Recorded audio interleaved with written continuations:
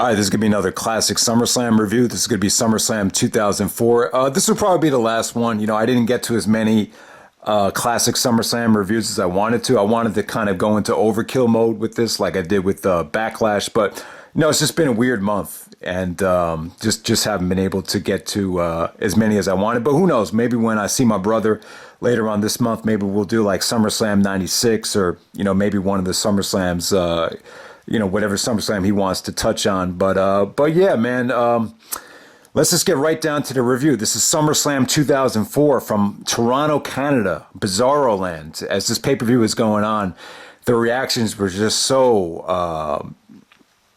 out of this world, just mind-boggling. And Jerry Lawler named the crowd Bizarro Land, Bizarro World.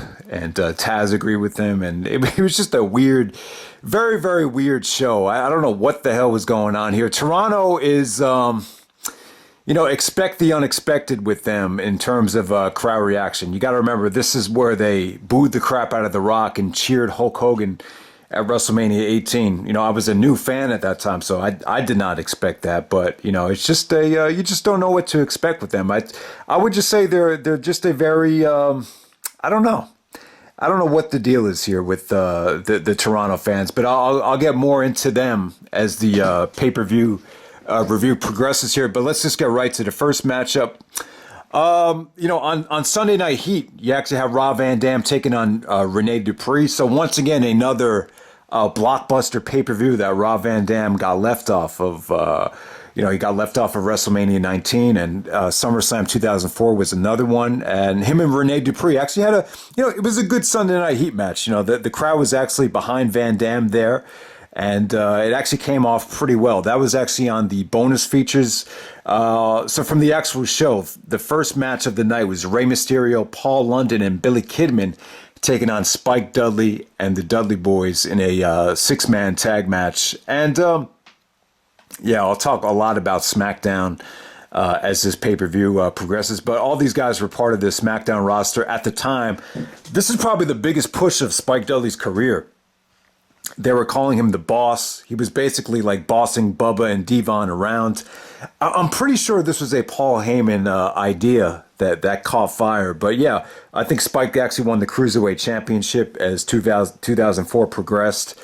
And then when they made the cuts in at the end of the year, I believe Spike Dudley was actually one of the guys that got cut along with Jamie Noble. And, Spike was really upset because he felt like, he had deserved to stay on the roster, given that he did everything he was required to do. And I remember it came out there. He was very upset about being let go. But this is probably the biggest push I think Spike ever got there. He was really, him and Mysterio went at it hard here.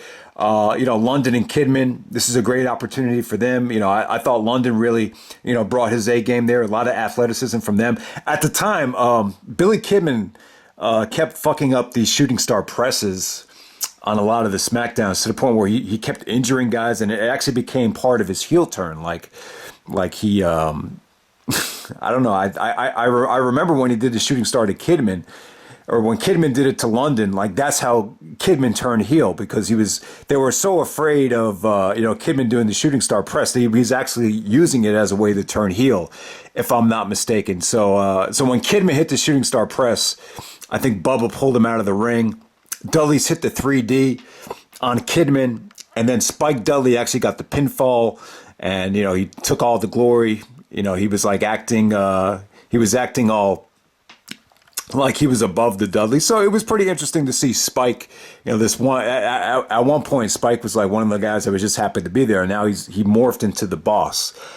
Spike Dudley. But yeah, good action here. This match just really proved that, SmackDown was underrated at the time. You still had a lot of great talent. Mysterio was there, and, London and Kidman were definitely a huge part of the SmackDown roster in the fall of 2004. All right, the next match, you have Matt Hardy taking on Kane, a to death do us part match. Lita has to marry the winner. So I believe this is where Lita actually married Kane on Raw a couple weeks later. But not a very memorable match at all. It's Matt Hardy as a babyface was not over. He's probably the least over guy of the whole night. And it's weird because, after he got fired and came back, going into the summer of 2005. You could argue that Matt Hardy was the most over guy a year later. So it's just funny how things work out. Yeah, the fans weren't into Matt at all here. The only time they reacted is when Kane actually chokeslams Matt off the top rope, which was a pretty nasty looking chokeslam. I mean, that was a long way down. It was like a slam dunk chokeslam. So Kane goes over there. Probably the weakest match of the night. Next up, you have the best of 5 series for the Undisputed Championship. So Cena actually cuts a promo with Randy Orton. And yeah, it's really funny how the tide really turned. You know, for all the success that Cena got, you know, it's weird. You know, because this was the night where Randy Orton, you know, beat Cena to the punch and became the youngest world heavyweight champion ever. And yeah, and Orton actually said he thought it was pathetic how Cena had to interrupt his promo time. But yeah, you know, they did these things at the you know, the bigger pay-per-views because Raw and SmackDown were separate. And, you know, a lot of times they try to take advantage to have, you know, guys from different brands, you know, mix it up in terms of promos. Remember at the Royal Rumble, they did that stuff with Flair and Eddie and Torrie Wilson. So they will always do these fun, you know, segments at the blockbuster pay-per-views. And, all right, so we have Booker T taking on John Cena. All right, so I can't remember exactly what happened. I'm going to assume that, you know, Cena got stripped of the U.S. title by Kurt Angle, and they awarded it to Booker T.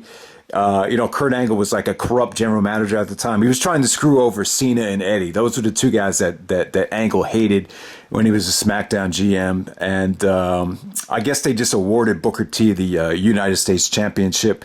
I can't remember exactly, you know, how that played out, but basically this is for the undisputed United States Championship. And, you know, it was during this time, I guess when Cena won it back, or maybe it might have been even a little bit after WrestleMania 20 where he took the U.S. Championship and made it into the spinny belt.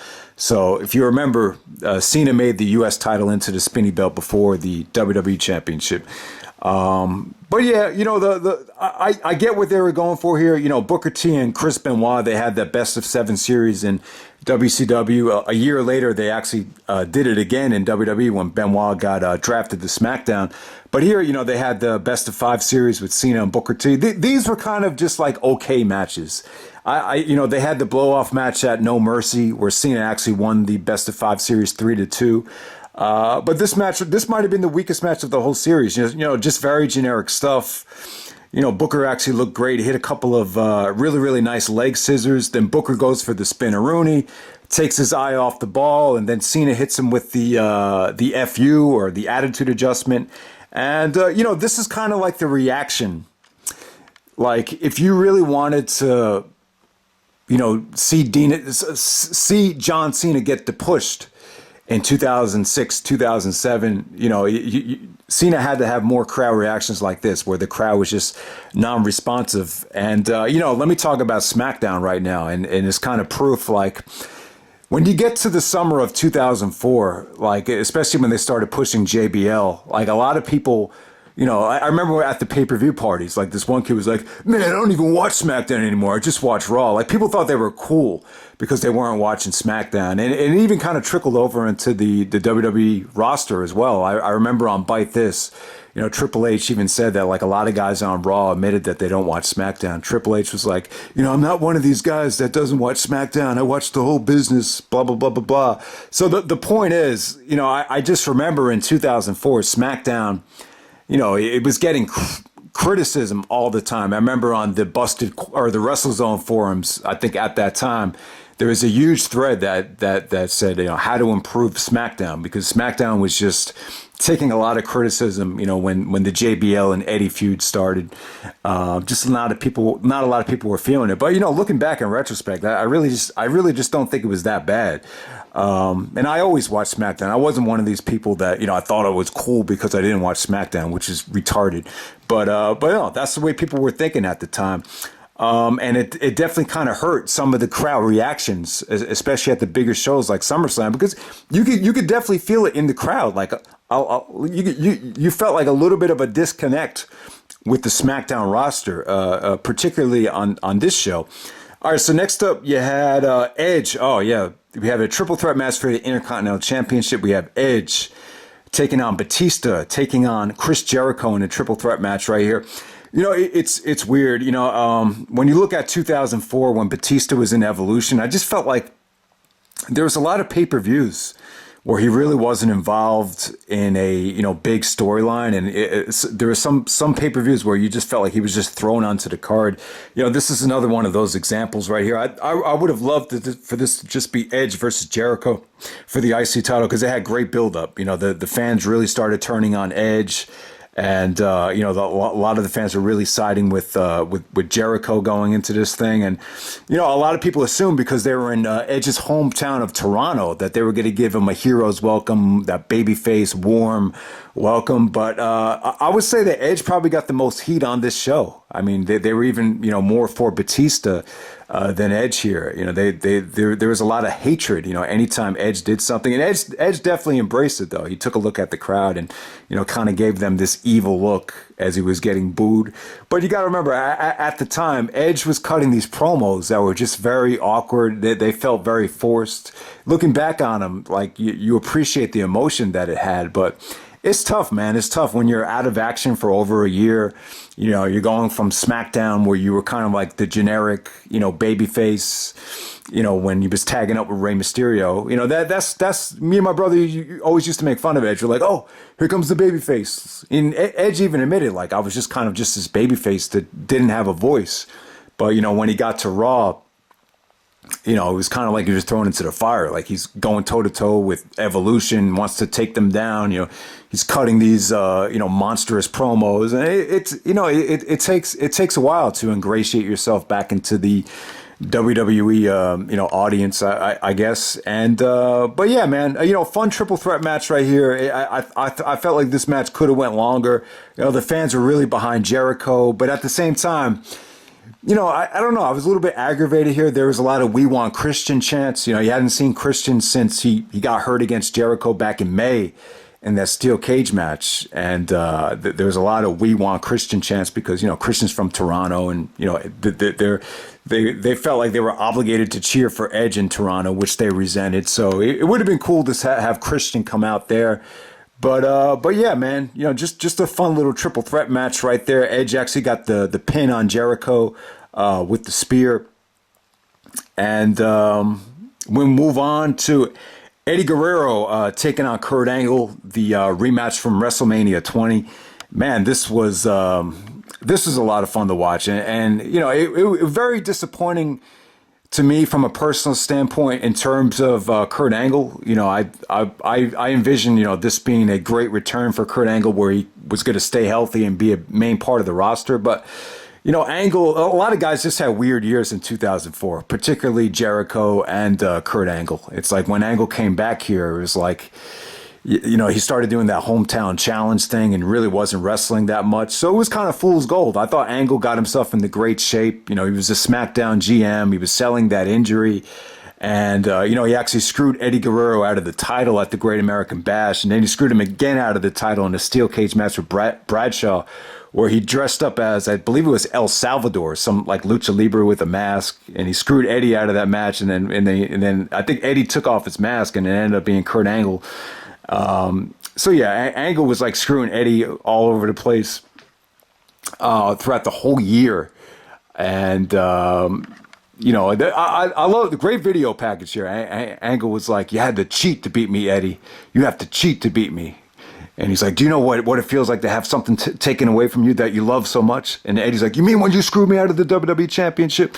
So yeah, man, I thought this was a cool matchup here. It didn't get as much time as WrestleMania 20 match. I felt like this really could have gotten some more time. It felt a little bit on the short side, but great chain wrestling in the beginning. The mat wrestling here was even superior to the WrestleMania 20 match.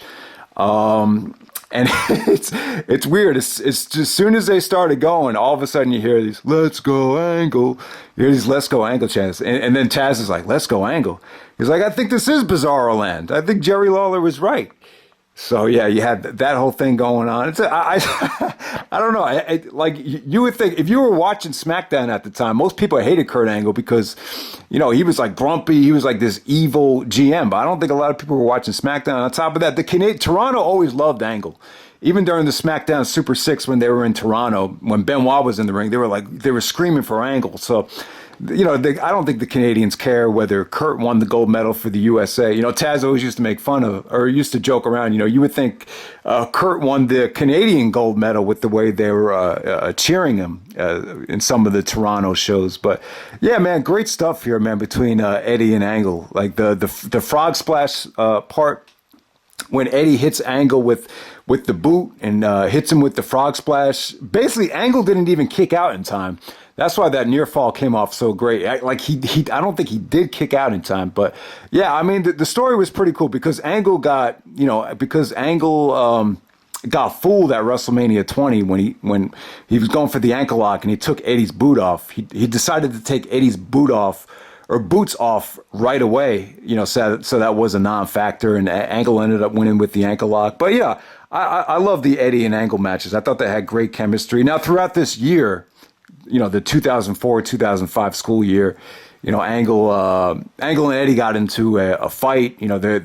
Angle actually stated that there were times when Eddie was, very difficult to work with. He could tell that he was definitely having some, mental problems, some physical problems. He said either Eddie was on like the best wrestler I've ever faced, or he was just dead as a doorknob. Like you just couldn't get him going. But they look good here. The SummerSlam 2004 match, I wouldn't say it's the best match. I still think the WrestleMania 20 match is superior. And you could argue that they had better matches on SmackDown, but still good stuff. This is just 15 minutes of just greatness right here. All right, so the next matchup we get to, and what was next here? We get to Triple H taking on Eugene. Oh, Jesus. All right, so in the Raw review, I talked about the Eugene character. All right, so in the summer of 2004, and now here's the thing which drove people crazy. It's nothing against, the performer, but, it just sounds like a nightmare. Chris Benoit is the champion. You're ordering these pay-per-views, and then you got this retarded kid getting in the middle and screwing up these championship matches. So, the storyline was that, when The Rock came out, I believe The Rock actually did train with Nick Densmore, like when he was breaking in. So this guy had been training for a while. I'm going to assume that, maybe 95, 96, when The Rock was in developmental, trying to make a name for himself and finally started training. I'm going to assume that Nick Densmore was probably there at the time. And that's why, The Rock was so supportive of the Eugene character. He actually came to Raw and cut a promo with Eugene, and he asked him, he said, "Who's your favorite wrestler?" And then Eugene went like, "Triple H." And then The Rock was like all upset. But yeah, that was the storyline, that Eugene's favorite wrestler was Triple H. And then Triple H took notice of it and thought that he could use Eugene to help him win the World Heavyweight Championship back. As retarded as it sounds, that was the storyline. And when you get to Vengeance, Eugene actually fucked up and accidentally cost Triple H the title, and then Eugene starts crying. He's like, "I don't want you to be mad at me." And then when you get to the Iron Man match, they actually did a Evolution beatdown on Eugene. Like it was just like it was like a classic, NWA, Four Horsemen type of beatdown, but this time it was on Eugene. So when you get to the Iron Man match, Eugene screwed Triple H out of the Iron Man match. That allowed Benoit to successfully retain as Benoit defended the World Heavyweight Championship on Raw. So yeah, and then you have this whole build up with Triple H beating the crap out of William Regal. This is basically just about Triple H getting his revenge on Eugene. But the match right here, it backfired. The Toronto fans did not like the Eugene gimmick. They kind of felt the way that most people felt. The Eugene gimmick was just, I just think it was an insult to wrestling fans. I just thought, I felt like wrestling. Here's the problem. Like, for as good as Eugene was playing the character, the problem is, like, wrestling fans have a tough enough time defending the art of pro wrestling or the integrity of pro wrestling. And it makes it even that much more frustrating and difficult when you see a gimmick like this come along. Because people that don't know anything about the business are going to see this guy on TV and be like, what the hell is that retard doing? Like, why do you watch this stuff? So I think that's the mindset that a professional wrestling fan has, is like, man, do we really have to sit through this? Now we have to explain, why we like it because, it's just one of those things. But The match was a lot of fun, though. Eugene, his character called for to use like finishers of his favorite wrestlers. So Eugene pulled out the stunner and the rock bottom and, all these leg drop, all these classic finishers. But, the crowd was just booing the shit out of him. And crowd was clearly behind Triple H here. Triple H actually, ended up getting the win. This got a little bit too much time. I mean, I felt like it could have been more of a squash. I just felt like, Triple H did a lot of overselling for Eugene that was kind of unnecessary. But yeah, man, I'll give Eugene a lot of credit. Like when you look at the actual work in the ring, like as far as does this guy know what he's doing, and he looks good. I thought, he just comes off to me like a very experienced, well-trained wrestler. Then Regal came out, Flair came out. I believe Regal actually knocked out Flair. Triple H gets the pedigree, and as Triple H is going back, he actually drags Flair back out to the locker room, and that pretty much ends the Triple H and Eugene. If you see that's the frustrating thing. Like you think a lot of the focus storyline wise should have been on Benoit, but it just seemed to me like they didn't have a lot of confidence in him. So a lot of the storyline stuff really revolved around Triple H and Eugene. Especially after Shawn Michaels left going into SummerSlam. All right, so the next match, you have John Bradshaw Layfield taking on The Undertaker. And, very, very big mistake not to show a video package here. I think it was a mistake. Like I was saying, a lot of fans weren't watching SmackDown at the time. And, if you weren't really that engaged with the product, it's like, how do you know anything about JBL becoming champion? So I think that's one of the things that hurt the match. This match is very famous. As they started watching, as the match started, a couple minutes into it, the fans started doing the wave. And it's kind of like this Toronto, Canada fan base. I'm like, there's two different ways of looking at it. Like, are they spoiled? Like, why are they disrespecting a legend like The Undertaker? And then someone made a point on the message board.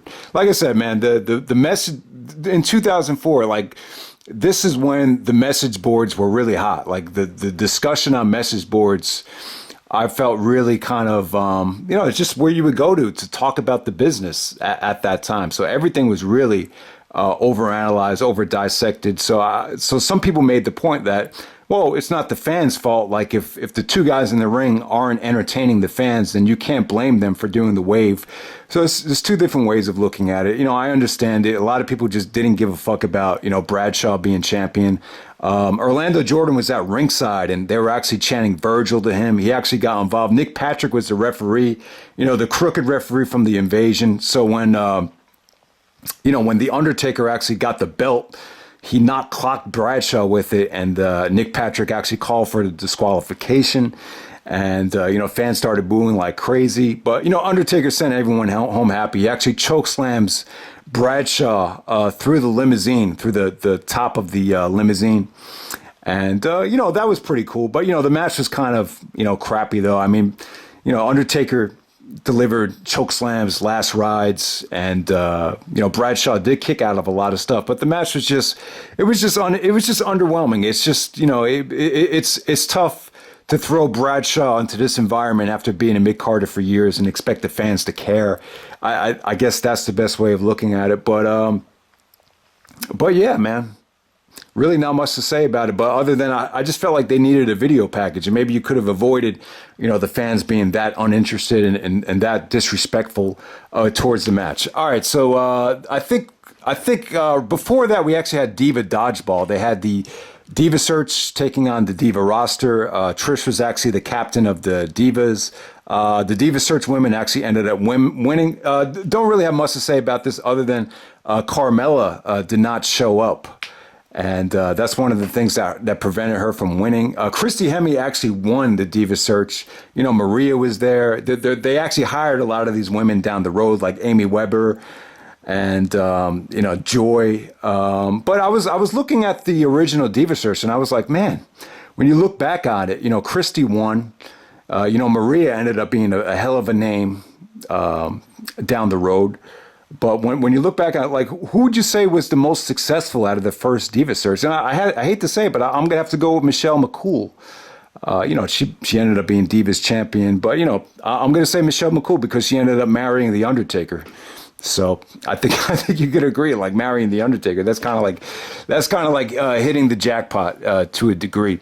All right, so the main event, we have Chris Benoit, the World Heavyweight Champion, taking on Randy Orton in the main event of SummerSlam. So Orton actually became number one contender in a battle royal. I believe he last eliminated Jericho. So that's what I remember about Orton becoming the number one contender. No video package again. Really not a lot of storyline stuff other than Orton just saying he was going to become the youngest world heavyweight champion. And I'll tell you what, though, this Randy Orton was great here. Just his overall, you could just tell he trained really hard for this match. He had the eye of the tiger. If this Randy Orton came to play consistently over the last, what is it? I guess we just approached the 16th anniversary of this show. Like if this Randy Orton really brought his A game the way he brought it here, I mean, we could be talking about a top 5 pro wrestler of all time without a doubt. And, I just feel like the aftermath of this match with the whole way they booked Orton with Evolution, with the babyface turn, with Triple H winning the title so back, I think it's possible that Randy Orton lost a lot of passion for pro wrestling. Maybe he said to himself, well, what's the point of me, working that hard if they're just going to take it away from me? And, you had other guys too, like I think it was Pat Patterson telling him to tone down his style. Like, you doing the crossbody off the top rope is not for bigger guys like you. So I think I think he was getting mixed messages after this match. And maybe that kind of played into Orton kind of toning his style down. And even though he did tone his style down, you could argue that Orton really has watered himself down, but it really hadn't, taking away from his success at all to a degree. But you could argue that Orton, could have become a bigger star. I mean, I feel like there's a reason why The Rock versus Randy Orton, never happened. But back to the world title match here. This is an incredible match. I really feel like it's underrated. I feel like this is an example of a classic match, a great match, without there being a great crowd and without there really going into any type of overkill with near falls.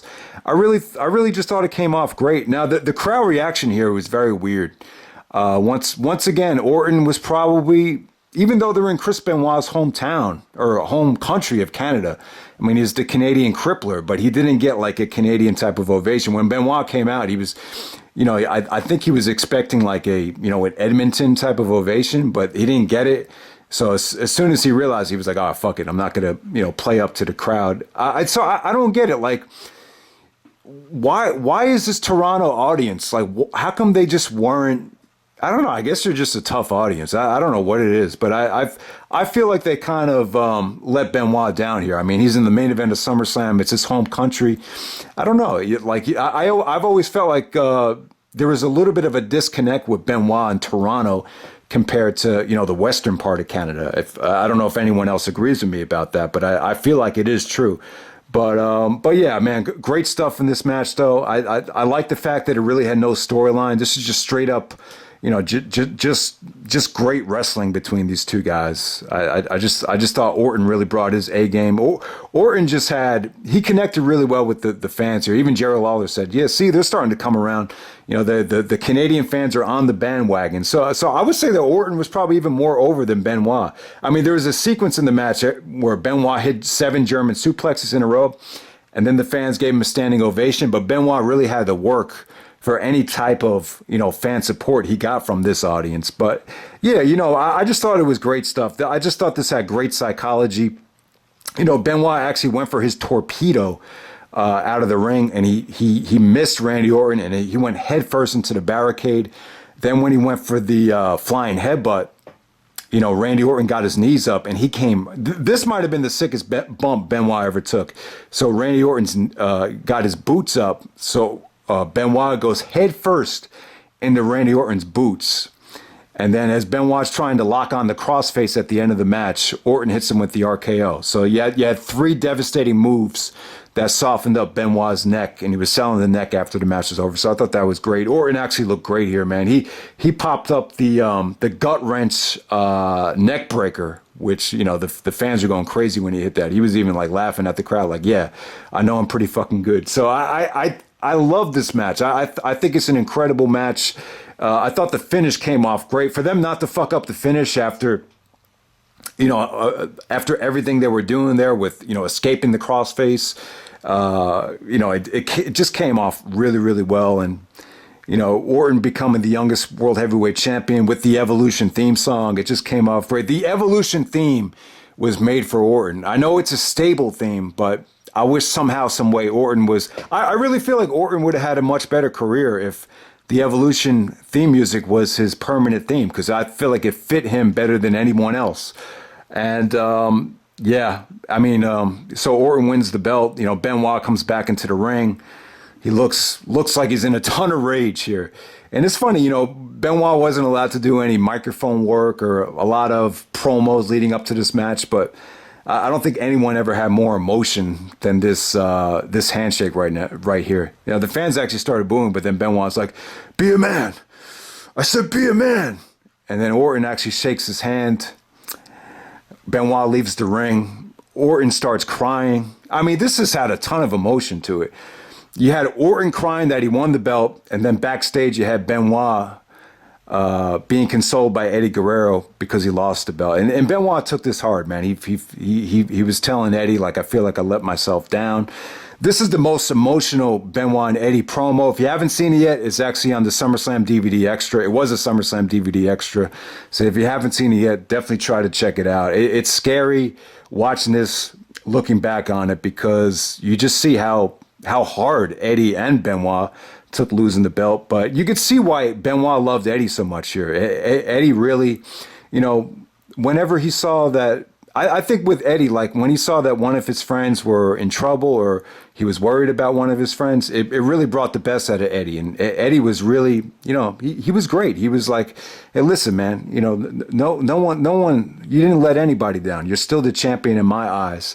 And Eddie just said, "I challenge you. We'll see who gets back to the top first." And then Benoit told him he loved him like 3 times. I mean, you could see why Benoit loved Eddie like a brother in that segment right there, because you could tell Benoit took shit personal. It's just, that's what I love about him. He's a competitor. I feel like he felt like if I was world heavyweight champion and they took the belt off of me, even though he kept it till SummerSlam, it's kind of like, well, you're taking the belt off of me. You're doing it for a reason. Maybe I let myself down. So that's the way Ben. It's not a healthy way of looking at it like that, but from a competitive aspect, that's how. If you're really that competitive, that's how you look at things. And I think both Benoit and Eddie looked at losing the belts like the company was turning their backs on them. But it's just the way it is. That's pro wrestling. You got to learn to accept losses. But yeah, man, this is just a very emotional show. And I always felt like if Orton had stayed a heel as the champion in Evolution, it would have been beneficial to both of them. I think if you wanted to do the Randy Orton face turn, you probably had to wait until like the Royal Rumble. I feel like it was way too soon. It just came off way too forced. Triple H winning the belt back that soon the next month. It was just a bad idea. For as good as the heel turn was, or for as good as the turn on Orton was the next night, it was cool. It was unexpected. I thought it came off great. But the side effect to it was, it's like, were we really ready for this Randy Orton face turn? I just don't think anyone was. But yeah, man, Randy Orton in 2004 had the eye of the tiger. You could tell. I think money was definitely a motive too. That's how you make the most money, by becoming champion and main eventing shows. And I think that's what Randy Orton wanted, and it reflected in his work at the time. He had that eye of the tiger. So yeah, I feel like this is a really good show, though. I do feel like the crowd was kind of weird. I felt like the Toronto fans, I felt like they came off a little bit. I felt like they were very bored with a lot of the roster here, but at the same time, they were an interesting crowd. It was a little bit bizarre, some of the reactions, but hey, man, it was different. So yeah, that's SummerSlam 2004. Hope you guys enjoyed the review, and I'm out. All right.